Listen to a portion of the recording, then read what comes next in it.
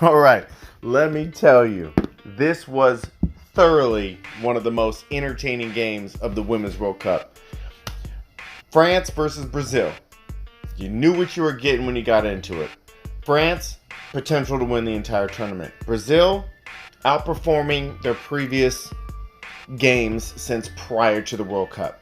Listen, they're not the team. They're not head and shoulders over France. You knew France was the betting favorite. Both teams started up with a 4-4-2, which meant they were all going to power down the lines and try to get the crosses in. Work from the inside, out. Work from the back. We kind of knew what was going to happen, but how was it going to play out? This game had everything. It had a team, France, playing with the weight of the country on their back as the hosts of the World Cup. You have Brazil trying to get Marta that evasive World Cup, that trophy for one of the greatest female football players of all time. These women played hard. This was an entertaining scrap. This was a dog-eat-dog game. Loved every bit of it. I was screaming at my television to this game. This was a great game. It had everything. It had VAR getting involved for no reason, right? There was a goal early in the game. Actually, believe it or not, it was the same. And if I screw up anyone's name because of French, I apologize. I'll just say it up front. But there was a Timides from Brazil was burned down the side, down her left side.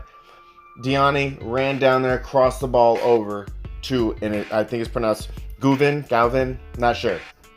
She tries to head the ball. Head ball goes in. Goalie's in the way.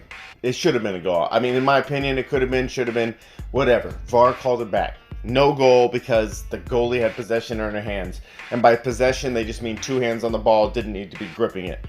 But they ran it back in the 52nd minute. It was the exact same pair. So that's what was pretty cool about it. It was Diani down the right side, crossed the ball to Galvin. So they got their assist goal combo. That was super cool.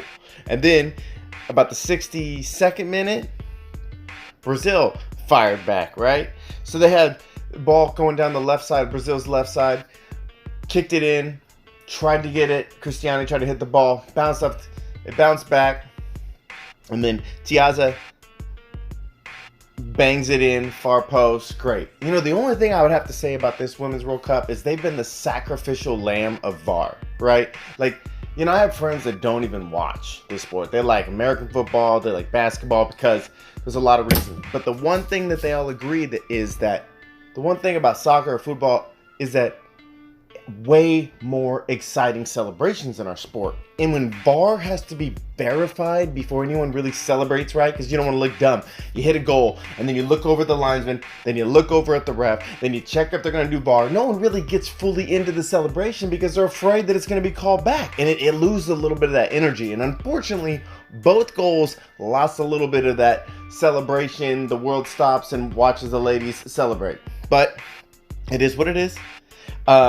So the game tied 1-1 at halftime, or 1-1, apologize, 1-1 at the end of regulation. Goes into overtime. First 15-minute period, still, I mean, Brazil is just hammering France. You know, just grinding it out, hitting them, taking them down, fouling them, getting cleats in. I mean, both sides, the women were just grinding it out. I thought it was one of the most entertaining games I have seen, definitely in this World Cup, but in a while too, right? So, and then you've got, you know, Marta, who always gets subbed out in the second half. She says, I'm going to stay in the game. She stayed in it for the full regulation. She stayed in it for both extra times. So, it's just amazing to see legends out there. And then you've got, literally, the game's almost winding down. Ball in. Henri hits the ball. It's a cross. She hits it with her left leg. Perfectly focused. Bam.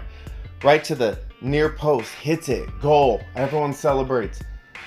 And in France, you know, this crowd, at the end of regulation, they were quiet. They were nervous. That tie from Brazil really took out their energy.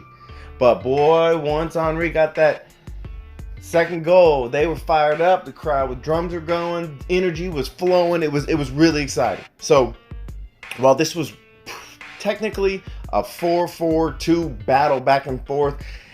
Attack from the outside, crossing the in. Go to the inside, exploit the inside, let the woman run to the right, get a cross out. I mean, it was one of those. But the heart in this game was a great example for anyone wanting to see what it's all about. Putting it all on the line. Respect between each teams. One team had to outperform their level. Brazil had to do the tricks. They had to be rough. They had to pull shirts. They had to try to pull away with sneaky moves just to get away and be able to keep up with France. France is head and shoulders. Matter of fact, France, for the most part, was playing down to Brazil's tactics. But that wasn't just because they weren't a good team. Brazil knew what they were doing. It was a well-matched chess game. And in the end, the better team did win. I thought Brazil had an amazing showing for what they have, the team they have, the heart they have. But in extra time, when Cristiano went down and Jay-Z came in for her, I think anybody who watched that game will tell you, she's younger. Cristiano, first of all, is a vet. She's a genius up there. She can make, when she's up at the top, you know anything can happen, right? She's strong. She's a typical 9. She can run you over. She can get into positions and she can hit the ball in the net. When Jay-Z came in, she was running a little bit too hyperactive, trying to get everywhere, frustrated. She had frustrated as if she'd been in the whole game. She was losing simple passes, expecting everything to be, her timing wasn't perfect. Very frustrated. And then, at the end of the game, she's crying with her eyes bawling. So it was a big moment for her. I think, unfortunately, when Cristiano went in, that signified Brazil wasn't going to win. I think a lot of people probably saw that. At least that's what I felt. Once I saw Cristiano try to take a half-field shot, she pulled her quad, some type of an injury, which would have probably hampered them for the rest of the tournament anyway. But once she went down, in my mind, I knew that France was going to win, just because she's the dog up top that they needed. If anyone was going to get it done, it would have been her. Plus, she's a penalty kick shooter. So, great game. France will now play the winner of America versus Spain. Obviously, follow the women's team.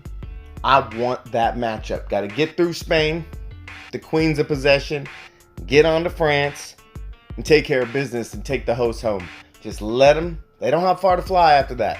So, just want to let you know, it'll be an easy walk home. USA's got this tournament. Guaranteed. Not guaranteed. I'm just saying that because I'm a fan.